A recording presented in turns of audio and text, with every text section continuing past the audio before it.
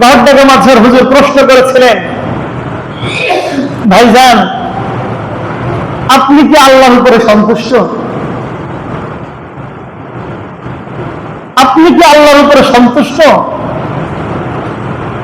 বৃদ্ধ সেই দিন উত্তর দিয়েছিলেন, আল্লাহ যদি আমাকে বিপদ দিয়ে আল্লাহ যদি সন্তুষ্ট থাকে, আমিও আমার আল্লাহর উপরে সন্তুষ্ট আছি। তো আল্লাহ তাআলা আমাকে এই দুনিয়ার সামান্য একটু হায়াত দিয়েছেন, আমাকে অনেক বেশি পরীক্ষা নেবেন। এক একজনকে এক এক রকম পরীক্ষা নেবেন। কাউকে অসুস্থতার পরীক্ষা নেবেন, কাউকে দারিদ্রতার পরীক্ষা নেবেন, কারো সন্তান নিয়ে পরীক্ষা নেবেন, কাউকে বিপদ আপদ দিয়ে পরীক্ষা নেবেন, কেস মামলার পরীক্ষা নেবেন, অনেক জায়গায় অনেক রকমের পরীক্ষা নেবেন। এবং প্রত্যেকটি ক্ষেত্রেই খেয়াল রাখতে হবে যেন কখনোই আল্লাহকে ভুলে না যায়, আল্লাহর উপরেই যেন আমি ভরসা করি। তবে দুনিয়াতে আল্লাহ তাআলা সম্মান দান করবেন, আর পরকালীন জগতে আল্লাহ তাআলা এর বিনিময়ে উত্তম পুরস্কারের ব্যবস্থা করবেন। সুবহানাল্লাহ। প্রিয় ভাই আমার, আজকের আলোচনা পর্যন্তই।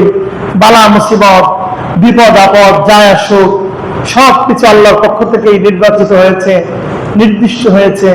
তবে আমাদের ব্যক্তিগত যে ত্রুটিগুলি, সেই ত্রুটিগুলিকে সেরে নেওয়া, সেই জায়গাগুলোকে আবার নতুন করে ঝালাই করা, যেন আমাদের ভুল না হয়।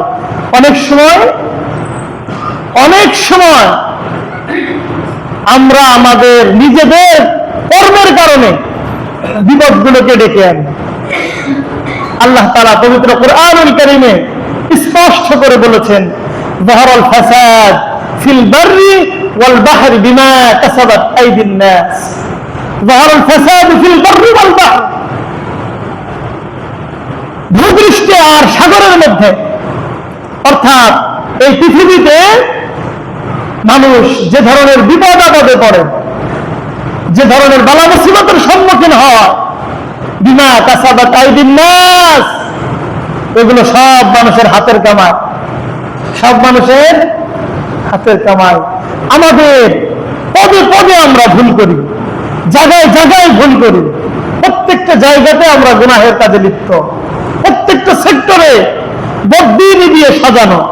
আল্লাহর উপরে আমাদের ভরসা নেই। যাদের আল্লাহর উপরে ভরসা আছে তাদের কোনো ভয় নাই, তাদের কোনো চিন্তা নাই। আল্লাহ তাআলা তাদেরকে সফলতা দান করবেন। আজকের আলোচনা এ পর্যন্তই। আল্লাহ তাআলা আমাকে, আমাদের সবাইকে প্রত্যেকটি কাজে আল্লাহর উপরে ভরসা করার তৌফিক দান করেন। ওয়া আখির দাওয়ানা আলহামদুলিল্লাহি রাব্বিল আলামিন। যারা সুন্নাত পড়েন